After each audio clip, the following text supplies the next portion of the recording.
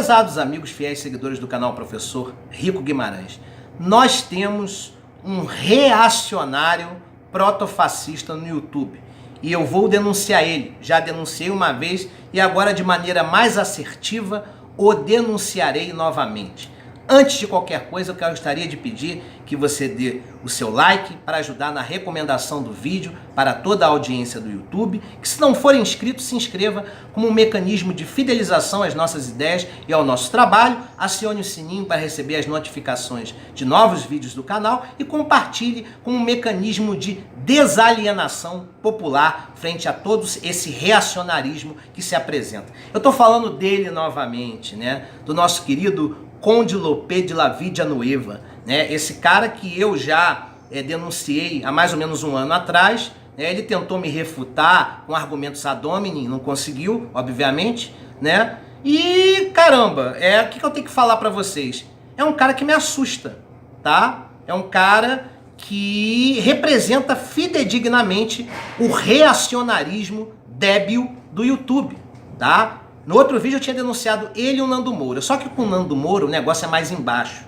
Eu estou criando todo um processo de produção de um vídeo grande refutando todas as mentiras históricas dele. Todas as mentiras dissonantes da historiografia majoritária. E eu, como historiador, vou desconstruir o Nando Moura. Mas não é momento ainda. O Nando Moura é um cara muito grande.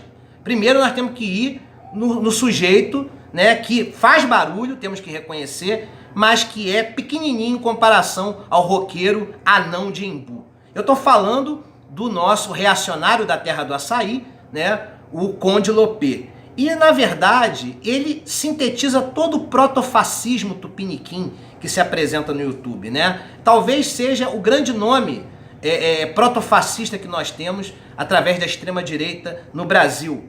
E é um pseudo-cristão. Por que ele é um pseudo-cristão? Porque ele desconhece da história do cristianismo, da doutrina, do catecismo? Não! Ele é um cara até muito bem qualificado nesse assunto. Eu não vou ser desonesto intelectualmente e dizer que ele é um cara burro, que ele é um cara ignorante no que concerne exclusivamente ao conhecimento da religião católica. Mas ele é pseudo-cristão nas atitudes. Ele solta uma série de palavrões, né? Ele tenta humilhar, discriminar, pormenorizar todos aqueles que discordam dele. Ele não entra num processo de debate sadio. Ele não tenta contra-argumentar ou refutar de maneira salutar. Ele é prejudicial ao ambiente democrático. E não é só por isso. Ele se diz cristão, né? Ele defende os valores do catolicismo, legal. Mas nas suas atitudes, Conde, senhor Leonardo Bruno de Oliveira, não é esse o seu nome? O senhor nas suas atitudes é cristão? Quando diz que podem ir lá agora no canal do Subtosco, que fez uma crítica a ele, uma crítica ácida, inteligente por sinal, vai ver lá nos comentários o que ele manda fazer com o orifício reto furicular das mães de quem discorda dele. Isso é postura de cristão? Mandar o cara ir tomar no caju, né? Em respeito à minha audiência eu não vou falar aqui. Mandar as mães e os pais de quem discorda de você para PQP, né? Vir com um discurso de natureza até eugênica, porque eu já vi você comentando, senhor Conde, né? Embebido de eugenia, né? Chamando o cara de sequelado, de deficiente mental. Isso é eugenia, é segregar quem é considerado inferior a você ou quem você considera ignorante, desprovido de intelecto, sei lá. Isso não é postura real de um cristão. Me perdoe. É fato que você também sofre muitas ofensas, concordo. Mas você tem que responder com aquilo que Cristo nos ensinou, o amor. Eu não estou pedindo para você ser hipócrita e dizer que ama, e dizer que, poxa, olha, eu vou te dar uma flor porque você está me chamando de idiota, porque você está me chamando de reacionário. Não! Divirja, mas com um mínimo de equilíbrio, certo? Divirja com racionalidade. Não seja irracível nas suas posturas, certo?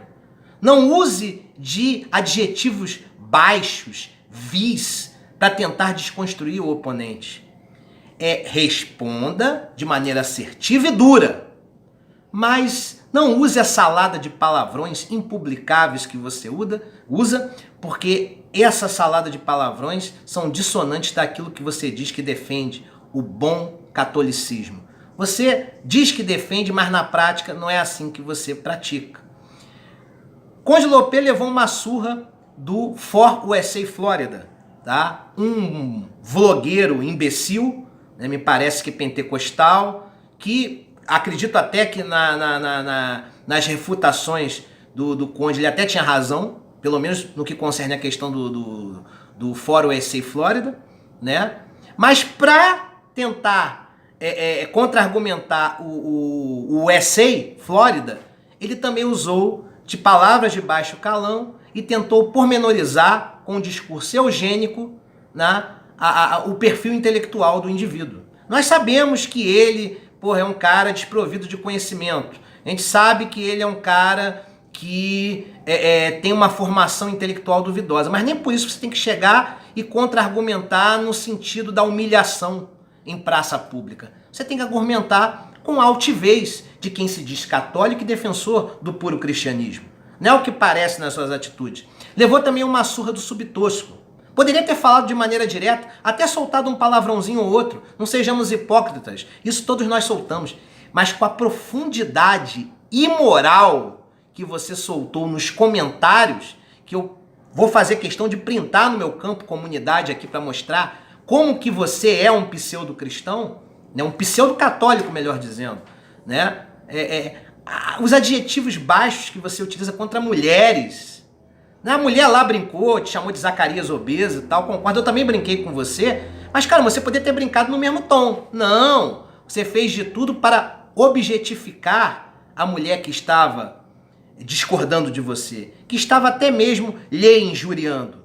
E existem mecanismos para combater os crimes contra a honra, meu amigo. Tu não é advogado? Né? Artigos 138, 139 e 140 do Código Penal.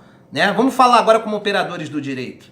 Você pode acionar a justiça contra essas pessoas. Não precisa se desqualificar e acabar desconstruindo aquilo que você diz de que é uma autêntica cristandade, porque não é. Porque quando você utiliza de ofensas baixas, certo? Você está se igualando a quem te ofende. E ao invés de usar dos mecanismos judiciais para poder pedir indenização a quem lhe está ofendendo no que concerne a sua honra, não, você se iguala e ainda se demonstra pior, menor do que essas pessoas, que ao invés de seguir os ditames mais nobres da cristandade, você usa de palavrões de uma baixeza demasiada e que depõem de maneira contrária ao que você chama de cristianismo. Então não me venha com essa hipocrisia. Você não é cristão, você é um pseudo-cristão, tá? Um cara que denegriu os professores, depois veio, né, de maneira hipócrita, com uns 2 ou 3 vídeos depois daquele que você diz que me refutou, dizendo que não é bem assim, que os professores, alguns são excelentes e tal. Meu amigo, você falou categoricamente que a classe dos professores não serve nem para limpar a bunda dos outros, né? Que a nossa classe de professores é deficitária. Concordo em parte. Existem alguns professores que realmente são mal formados, mas isso é culpa das nossas faculdades, em sua maioria, da esfera privada. Principalmente, tá, aquelas de fundo de quintal. Isso você não denuncia, porque não vale a pena denunciar as universidades privadas. Vale a pena denunciar as universidades públicas, aquelas que formam melhor intelectualmente os seus profissionais. Claro que não generalizando, porque tem algumas privadas que são muito boas. Inclusive eu já estudei em uma que era um alto nível de excelência. Mas ao invés de denunciar os cursos, não só do magistério, mas de direito, de porão, né, os cursos de fundo de quintal, da esfera privada, você não denuncia. Porque lá não existe o protótipo do maconheiro. Lá existe o protótipo de gente trabalhadora que rala durante o dia e vai à noite para a faculdade para receber um conhecimento do que nós chamamos de pedagogia do faz de conta, no que concerne ao ensino acadêmico que aquela pessoa está absorvendo. A denúncia dos maus cursos de magistério e de direito você não faz. Você só persegue uma classe como um todo, que é formada em sua maioria por gente decente e que tem sim, minimamente uma formação intelectual consolidada. E no meu caso especificamente, meu amigo, que você tentou refutar, caiu do cavalo. Eu sou um profissional que me formei em História, sou bacharel e licenciado em História, certo? Estou concluindo agora a faculdade de Direito, minha segunda graduação, sou pós-graduado, tenho 15 anos de magistério, conheço toda a historiografia geral da América e do Brasil e tenho autoridade e propriedade para discutir qualquer assunto relacionado à história, mas dentro dos ditames do bom debate e não desse escárnio que você profere contra quem pensa diferente de você. Infelizmente, essa é a realidade. E nós, professores, somos importantes. No Japão, o imperador nos reverencia. Na Europa, grandes nações se construíram através do projeto educacional que seguiram, como o caso da Finlândia, da Suécia, da própria Alemanha, com formação humanista consolidada. Não é uma formação puramente tecnicista, não. Formação humanista. Grandes filósofos, grandes historiadores são alemães, são ingleses, são franceses, são espanhóis e até mesmo norte-americanos, falando do continente americano. Então nós temos sim nações que emergiram, que se transformaram, se construíram através de projetos educacionais cujos protagonistas foram os professores. Então nós merecemos respeito, porque a educação é o único mecanismo de desmarginalização social, promoção real da cidadania e consequente desenvolvimento de um país. E não é você que vai desconstruir essa verdade não, meu amigo. Ah, e foi bom eu ter falado sobre isso também. A questão da verdade que você quis refutar, dizendo que eu falei que a verdade era relativa. Acho que você tem uma dificuldade na interpretação daquilo que você ouve ou que lê. Preste atenção, quando eu falei que a verdade era relativa, eu falei que ela se transforma em relativa dentro do locus social. Pra gente, pro meu íntimo, a verdade tem natureza absoluta, é óbvio. A crença que eu sigo, no caso eu também sou católico, a crença que eu sigo, a doutrina que eu sigo, ela é pra mim. Então, sim, é verdade absoluta, tá? A transubstanciação, pra mim, é absoluta. O batismo, né, para se livrar do pecado original, é uma verdade absoluta, né? A Bíblia, pelo menos no que concerne ao Novo Testamento, porque eu sou crítico ao Antigo, é uma verdade absoluta para mim. Os dogmas católicos, em sua maioria, são verdades absolutas para mim. Mas na minha intimidade, religião é foro íntimo. No contexto social, você tem que relativizar. Não é que você tenha que abrir mão daquilo que você acredita. Para aqueles que se predispuserem a se converter, que desejam ouvir de você as verdades absolutas que você segue, palmas, apresente essas verdades para essas pessoas que estão predispostas a se converter, a se encontrar com uma religiosidade. Até aí tudo bem, mas querer impor como se fosse uma retidão padronizadora de costumes e valores de uma religiosidade, sobre todo um locus social, sobre todo um tecido social, querendo dizer que a sua verdade é a única e deve ser imposta sobre os demais, isso é canalha, é vil, é triste. Então, no contexto social, existem várias verdades absolutas e elas se relativizam quando o debate chega no meio de uma sociedade tão plural e diferente. Então eu espero que fique bem claro, verdade sim é um conceito absoluto para aquilo que você acredita. Para a sociedade como um todo, nós temos que entender o seguinte, várias verdades absolutas no mesmo espaço, não tem que ter uma verdade se sobrepondo sobre as outras. Num espaço social, cada uma vai ter o seu mesmo nível de importância de acordo com aquilo que o indivíduo deseja acreditar. E por fim, só para te desmascarar, tá?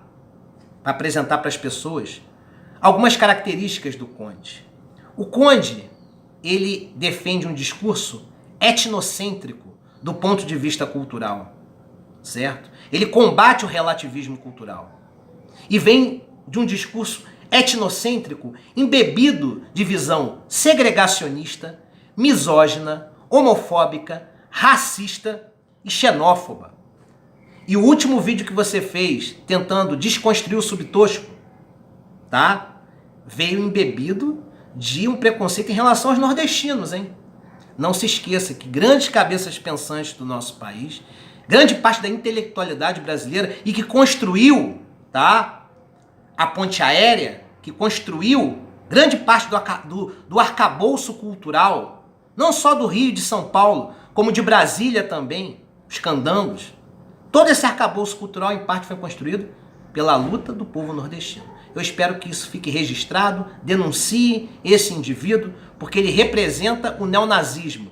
Ele representa o protofascismo contemporâneo que, infelizmente, se joga para o nosso país e que ajuda a alienar e tornar obscura a mente de milhões de brasileiros, principalmente jovens, que seguem um vagabundo como esse, que se esconde através de um pseudônimo, mas que na verdade, tá, é apenas um súdito da canalice que impera sobre o espectro conservador do YouTube. Um abraço a todos.